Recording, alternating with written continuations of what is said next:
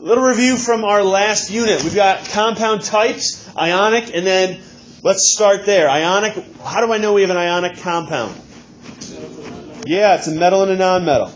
Okay, what's going on with the electrons there? Transfer. This is, again, right from our bonding unit that we just wrapped up. All right. Molecules, what do they refer to? Covalent compounds, covalent bonds. What makes up a covalent bond? Two nonmetals, and they are sharing electrons. So this is not in your notes. This is, again, just a quick review. So I wanted to come back and kind of hit on this. Last night, I asked you guys to go through and do page 2 to the best of your ability. So we're going to go back and we're going to take a look at that, a little bit of review, as well as some new stuff for this new unit. So ionic compounds, molecules, information was right there. Okay, CaO2 is a what? It's an ionic compound. All right, it's an ionic compound. Now, one thing I want to point out is that while we start getting into naming, you're going to see a couple of these terms. And these terms, folks, will play a big role when we get to the mole. Play a big role with the mole. All right, a couple of units. When we get to the mole, formula units. That's just what it's called for an ionic compound. Where molecules or molecular formulas are for covalent. It's a unit we're going to use when we start counting things later on. Knowing it now, just hey, formula unit goes to ionic compound, molecules means covalent. It's just letting you know what kind of compound you have. Formula for CaO2 is known as a what? We just talked about it just now. Nope. But yes, it's ionic. But guys, look at question number 2 here. It's known as a what? A formula unit.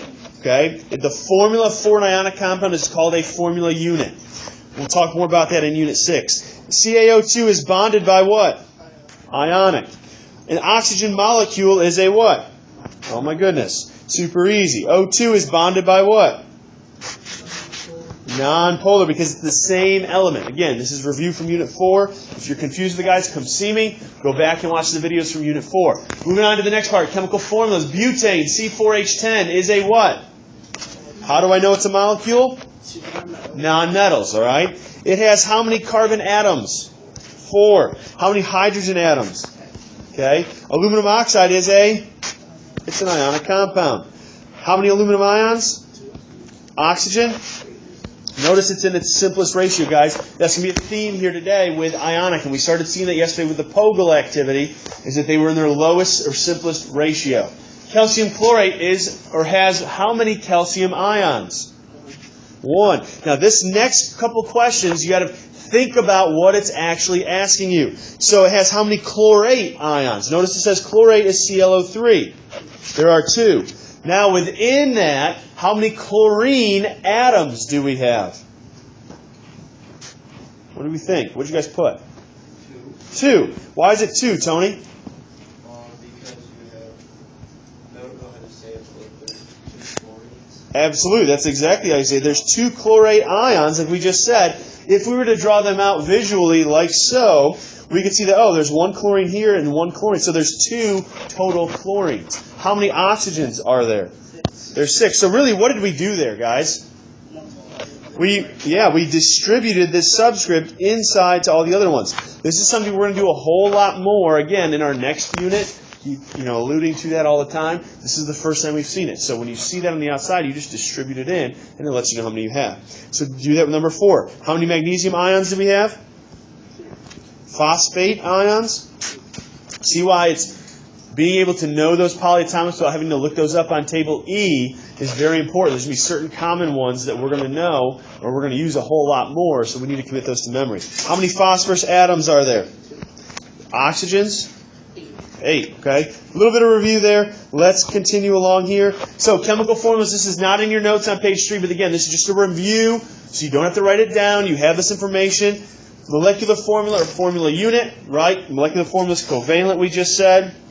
Formula unit is ionic. Law of definite proportions, meaning what? This is review from back in Unit 1, very beginning of the year. What does it mean to have a definite proportion with a compound?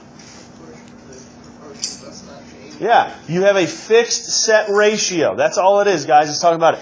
Now, you can have multiple proportions with different compounds, but within a single compound, that ratio is the same every single time.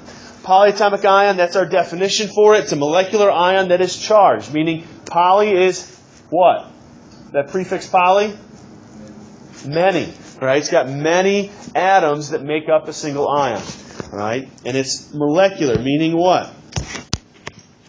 Covalence. That's a key idea there.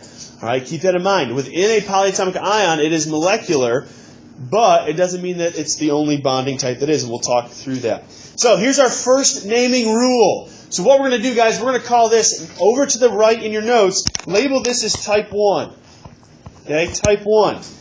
Alkali and alkaline earth metals. Have that Pogel sheet out from yesterday flipped open to the first model where you're looking at the periodic table where it has some charges given to you. It's going to help us with what we're about to do. Okay? These are known as type 1. How we name those is we just take the name of the metal and we put the term ion after it. So, in your notes here, Li is what element? Lithium. What's the ion that it's going to form? Think about it. What group's it in? It's in group 1. Is it easier to lose 1 or gain 7? It's going to lose 1, guys. It's going to have that plus 1 charge every single time. So that ion that's going to form is at Li plus. Okay? How are we going to name that? Well, we're going to take the name of the metal, which you just told me was lithium, and we're going to add ion to it. So our name is just going to be lithium. It's that easy. It's that easy. So we're starting with monatomic ions. What does mon mean? 1. So this is one single ion when we're naming those. All right, we're going to start off with monatomic ions. We'll learn those rules, and then we will move into compounds in the second period today. You guys go through and write out the ion that's going to form, and then the name. Do your best with it. So there's what they look like when you write them out. Group 1, guys, is always going to be a what charge? Plus 1. You always know that. It's always going to be plus 1. Group 2 are always going to be what, do you think? Plus 2, okay? So what I want you also to add, type 1, what that means is we know their charges. Okay? We know their charges. There are other elements on our periodic table, and that's what we're going to go do when we start color coordinating a little bit. All right, so find your periodic table. We're going to color coordinate. We're going to make a little key here. IUPAC just means it's the stock system that we're going to use for naming. All right, these rules that we're learning. So when we talk about transition metals, type 2, there's got to be something else that we add to it. What do you know about transition metals from yesterday? What did we see? They can have multiple charges. That's why I think of transition, because they can move, they can change their charge. It depends on what they're bonded to. So we use a Roman numeral to indicate the charge. If we're going from an ion or a formula to its name, we're going to have to put the charge in there. If we're going from a name to a formula, it's going to give us that charge, and it's going to make it really easy for us. Do we all know our Roman numerals up to 10? Sure. Yes? Should I write them out for you? Got it? Okay. If you have questions, let me know. Here we go.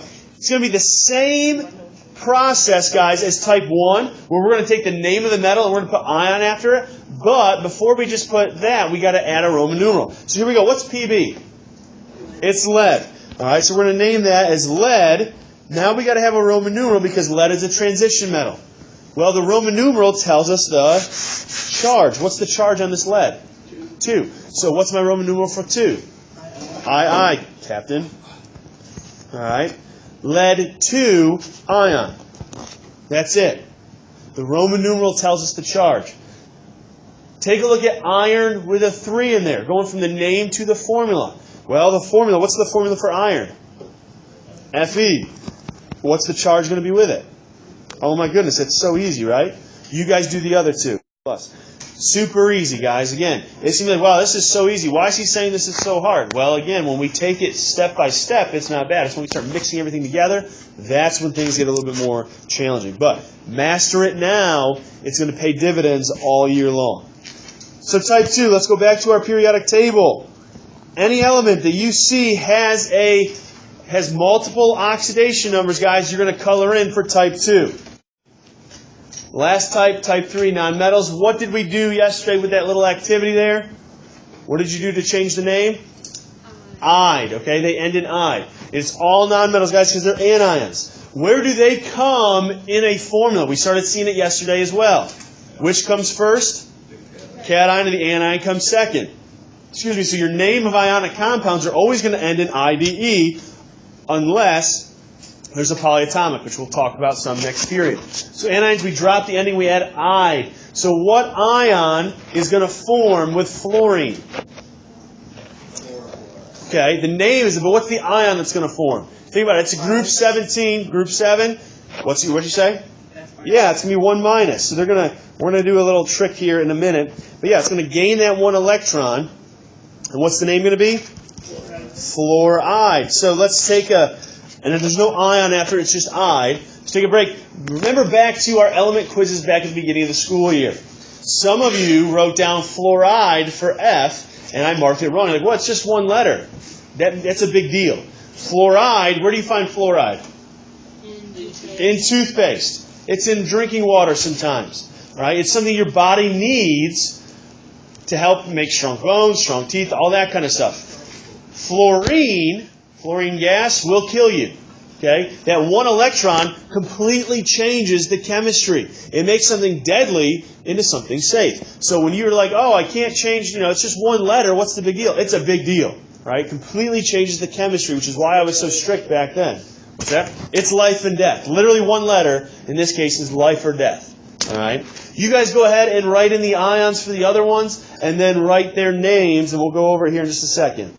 The more practice you do, guys, the easier it is to figure out the names. I know some of them, some people I've seen in the past put nitrogide or phosphoride. It's typically just 2 syllables. You'll see as the more practice we do, you'll kind of get how the names sound. So Abby asked me a question. She said, well, what's the charge going to be for the anion for nitrogen? It's got multiple ones. We're going to keep it simple. Typically, it's going to be this top one. It really depends on what they're bonded to. Because notice, guys, those nonmetals there, they a lot of times have a lot of different charges there. Sometimes, when we have molecular compounds, they will be the cation. They'll be giving electrons away, or they'll act more like it. It depends on what they're bonded to. So throughout the year, we'll see some different cases where you'll have those different charges. But for right now, in ionic compounds, we're going to keep it simple. Okay? They're going to be taking in however many they need to get to have 8. So let's go back one last time to our periodic table. Color 3 is going to be type 3, so go ahead and color that in. So the other thing I want to do here while we're on our tables, there's a pattern with charges. Again, we're keeping it simple. This is not how they always are, but this is a general idea of figuring out the charges quickly. All right, with ionic compounds, not molecular, traditional ionic ones. Group 1 is always going to be a what charge? +1. Group 2 is always going to be +2. The transition metals, guys, those are the ones that are going to change. It depends on what they're bonded to. We'll learn about those on Monday, how to figure out their charges. We know all these ones here. This is +1. These are both +2. These are both +3. Boron will typically be a +3, even though we colored it in the type 3. It's going to be pretty much +3 all the time, again, depending on what it's bonded with, because it is a metalloid. But, yeah, we did, but if you didn't, it's okay. You don't have to worry about it if you didn't. I'm not grading you on this, Alex. It'll be okay. Group 14, what do you think their charge is going to be? Right, so it has 4 valence electrons. It could be either what? Plus or minus, either way. That's where it kind of gets a little bit dicey, depends on where they are, what they're bonded to. Then what do you think group 15 is going to be? Generally. Nope. Is it easier to lose 5 or gain 3? -3. Look at the pattern here, the guys that's forming. You build all the way up to +4, then you start going the other way. -3, what do you think 16 is going to be? And then -1, okay? You get that general idea. Fortunately, we have those charges written there, so you don't have to, it takes a lot of the guesswork out of it. The top charge is what we're looking at. So, what I'm going to have you guys do now is a little bit of practice with monatomic ions. So after we've talked about monatomic ions, again, we're not going to spend a lot of time with those because really we're not just interested in naming ions. We want to be able to name compounds. Binary ionic compounds are the simplest ones. What does binary mean? 2 what? What do you think it's going to refer to? Atoms. 2 atoms in a compound, okay? 2 different elements in a compound. That's what binary is referring to. 2 elements in a compound. And guys, I abbreviate compound as CPD. All right, you'll see me do that all year long. This is something we started looking at yesterday as well, all right, with that Pogel activity. Remember, the positive charges must neutralize or cancel out all the negative ones. Right? So how we do this is we use what's called the crisscross method. And some of you guys may have started to see this or figure it out on your own, and that's great. If you didn't, we're going to go through it right here. So here's our process for the crisscross method. This is something that you will use all year long. When you're having issues, I will go back and say, go back to your crisscross method. When we get into balancing equations, all right, if you can't get something to balance within like 30 seconds, it means your formula is probably off. Go back and do the crisscross method. Don't be too lazy to actually write it out. It takes an extra 5 seconds to write this out, but you will know that you did it correctly. So, first step is we're going to write the ions with their charges. Remember, what one always comes first? The metal or really it's the cation, guys. The positive one will always come first. All right? We're going to cross over the charges using the absolute value, meaning no sign is going to go with it. Only the number is what's going to be crisscrossed over. Now let me draw this out for you. Is this crisscrossing or is this crisscrossing? Top or bottom? 1 or 2? This is what crisscrossing looks like, guys, not this. Many people will just be going too quick and they'll do the first one, they'll just drop them straight down. Okay? We got to crisscross the charges. And then we want to make sure that the subscripts are in the lowest whole number ratio with ionic compounds, guys. Remember, this is for ionic only. Ionic, we look for the lowest or simplest whole number ratio. Molecular, it's going to be different. But ionic, it's the lowest amount. Because think about it. We don't need multiples to balance out charges. Okay, they can be with the least amount to balance those out. Yeah, you can set that right on my desk there, Brian. Thank you. All right, to name those, that's writing the formula for binary compounds. To name them, guys, we just take the name of the cation and the anion, write the ions that would form first, then we're going to use the crisscross method, then we're going to name the compound. So there's no longer going to be any ion in there. Why won't there be any ion in there anymore? Because they equal out, guys. They're combining, they're bonding with each other, so there's no longer a loss of electrons because they're transferring within the compound. All right? So here we go. We're going to write the ions first. Magnesium and iodine. Magnesium and iodine. So what's my ion that magnesium will most likely form? All right, so it's Mg2+, and then iodine is going to be what? 1-. So we're going to, there we go. We wrote out the charges first. And this is something that, by next week, you guys probably will not have to write them out anymore. It's always a good habit to, but you'll be eventually, with enough practice, be able to do it with just looking at it with your eyes. You won't have to write it out. So we're going to crisscross it. Only taking the number. Do not take the charge with it. The charged numbers, guys, they become subscripts on the opposite element. They're going to tell you how many you have. So here, magnesium's charge is going to go over there, iodine's going to go left. If we were to draw it out, think about it. Mg's got 2+, iodine, we would need 2 iodines to balance it out. So this is just crisscrossing it over instead of actually writing out every single element or ion, and we're just balancing it out very quickly. So our new formula then for magnesium and iodine would be MgI2. Notice, we don't have to write the number 1 in there. If there's nothing written there, guys, it's assumed to be a number 1. Okay? You don't have to write that 1 in there. The other number, you got to make sure if it's not 1. So there's our formula. Now we're going to name the compound. So if we named them by themselves as their ions, what would Mg2+ be called? All right, magnesium ion. And what would I1- be called? Iodide.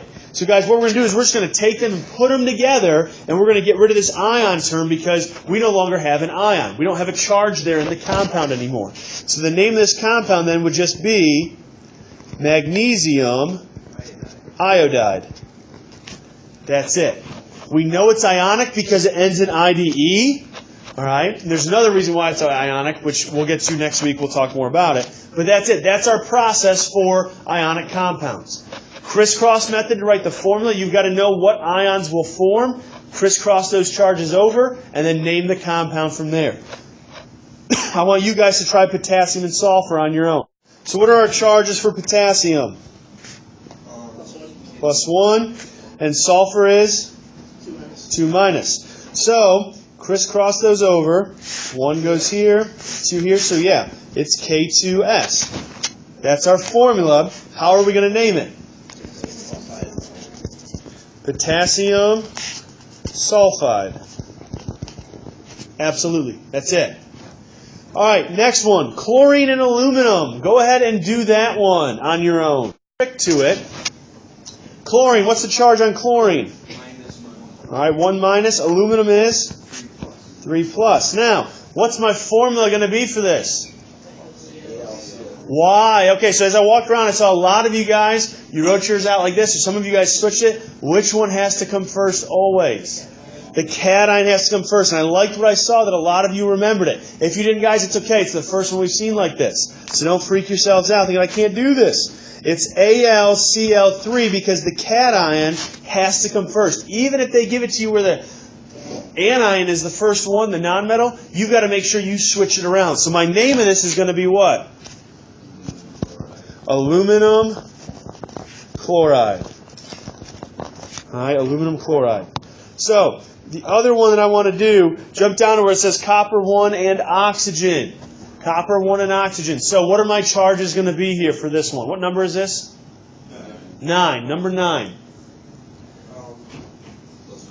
Yeah, how do we know it's +1? Roman numeral, guys. It tells you the charge. When you see a Roman numeral, that takes the guesswork out of it. You don't even have to look at your periodic table. It's telling you the charge of your ion. Did you know the Roman numeral is named after Mr. Roman? Oh, really? That adds to his legend over there? Yep. I should have known, right? Oxygen, guys. What's the charge on oxygen going to be? 2-. All right, my formula is going to be Cu2O, and the name of this is going to be, nope, copper 1 oxide. Copper 1. Remember, you have to, when you have a transition metal, you have to put the Roman numeral in the name. Otherwise, you don't know which one it is. And again, like we talked about fluoride and fluorine, it's a big deal. Some of those compounds, guys, have huge impacts that could be life or death. That one difference could mean life or death in real life. You guys can go through the rest of this page and work on writing the ions and writing their names. We'll come back together in about 5 minutes or so, and then I will go through them with you. So zinc bromide, cesium sulfide. Now this one, like we said, when we crisscross it, we get SR2O2. Can we leave it like that? No, why not? Last step was, which we haven't used up until now, simplest whole number ratio, because we don't need 2 strontiums and 2 oxygens to balance out those -2 charges. So our formula, guys, is going to be SRO, and it would be called strontium oxide. So calcium nitride and then calcium oxide, which is similar to strontium oxide there as well. And then we did copper 1 oxide, so the rest are going to follow very similar. So there's the rest of those right there. Questions? Easy? It's pretty easy, right? So again, those are binary compounds, guys. You just take the names and you put them together. Now, we're going to talk about ternary compounds, right? Page 5 in your notes. So, ternary compounds, guys, they're talking about polyatoms, polyatomics. Ternary just means more than 2. It's going to be 3 or more elements within a compound. So we're going to see polyatomic ions, which is why we need to have those memorized. Yesterday, I think a lot of you started to see the differences, and we pointed it out when we went through and looked at our poly list. 8 versus 8. Oxyanions. Guys, what does oxyanion sound like or mean to you? What does it have in it? Oxygen, okay? If you look at most of those polyatomics, most of them, a lot of them, have oxygen in those. So we call them oxyanions. 8 means you have 1 more oxygen. 8 means you have 1 less oxygen. So take a look at your polyatomic ion list right now with me. 8 means you have 1 more Ite means you have one less. So nitrate, NO3 minus, versus nitrite, which is NO2 minus. Sulfate, SO4, 2 minus. Sulfite, SO3. Okay? Commit that to memory now. It's something we're going to use throughout the year. Again, you have the reference to look at it. So you always can go and look at your polyatomic ion list, but if you make that connection now, it makes it a little bit easier. When we go to name ternary compounds, ones that have polyatomics, it's pretty much the same, guys, as the regular binary ionic, but take your cation and your anion, make sure that your polyatomic, guys, has parentheses. It's going to get you into trouble if you don't use parentheses. Use the crisscross method like we did before. We're going to name the compounds, just put the names together like we did. But remember, transition metals like we did before, and then there's no "ide" at the end. This is how you know if you have a polyatomic. If it ends in "ate" or "ite," like if it ends in a T sound, you know you have a polyatomic ion in your compound. If it ends in "ide" with the D sound, it's a binary, meaning you're going to find that element and its charge on the periodic table. If it ends with the T sound, "ate" or "ite," you go to your polyatomic ion list, or you should have them memorized. All right, so let's go ahead and take some practice here. We're going to go from the formulas to the names, as well as the names to the formulas. Here's the trick, folks. You've got to be able to split up your ions in an ionic compound. So how I teach my students to do this is very simple. There's only one polyatomic ion that's a cation. What is the one from table E that's a cation?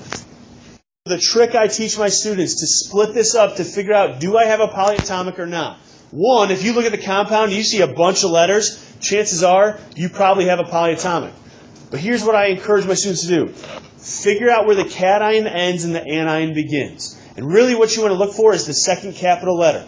Everything but ammonium follows this rule. All right, Na. Find where my second capital letter is. Now I've just split it up. Which one always comes first? Cation always comes first. So I have my cation over here. That means everything else is my anion. That's the basics here with bonding, okay, and with naming. Cation always comes first, anion comes second. If you have more than one capital letter after the line, you know you have a polyatomic ion. Put parentheses around it. You're going to find it on table E. If you have one capital letter, something like this, NaCl, draw the line. Oh, there's one capital letter. I know it's a monatomic ion that I have to name. It's going to be found on the periodic table. But if it's multiple capital letters, go to table E. You're going to find that there. All right, that's the kind of trick that I teach my students to do. So now you just name it. What is Na? Sodium. So we know that, hey, OH, that's two capital letters. It's a polyatomic. This is one that I want you to memorize because we're going to see it a lot. What's OH's name? Hydroxide. So this compound, guys, is called sodium hydroxide.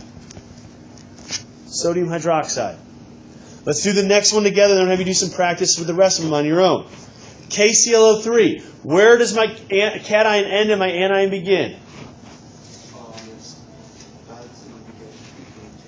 K and Cl, right? So I'm going to draw the line. And this is something, guys, I encourage you when we do reactions. This process right here, being able to split up your compounds, is going to make predicting products a whole lot easier in the end. So keep that in mind too. Learning this trick now is going to pay dividends later on as well. So what's K called? Potassium. That means everything else, it's a good habit to get drawing those parentheses around the polyatomics. I'm going to go and find that on my polyatomic ion list. ClO3 is what? Chlorate. So this compound will be called potassium chlorate. This is what you should have for the rest of them. So when we see a compound like this, ionic, why do you say ionic bonding is taking place here? What do you have? Charges. Metal and nonmetals, which those nonmetals, they're polyatomic ions, right? So for sodium, we have Na plus and we have hydroxide, which is a minus. So you've got two charges. It's ionic bonding, absolutely. But is that the only type of bonding that's taking place? What else? Yeah, there's also covalent. Within that, you have covalent. So when you have a polyatomic ion, guys, or a ternary compound like this, you have both types of bonding taking place. Within the polyatomic, it's covalent, and then when you take both ions together, it is ionic. All right, so keep that in mind when you see that ternary compound. It's both types of bonding, ionic and covalent.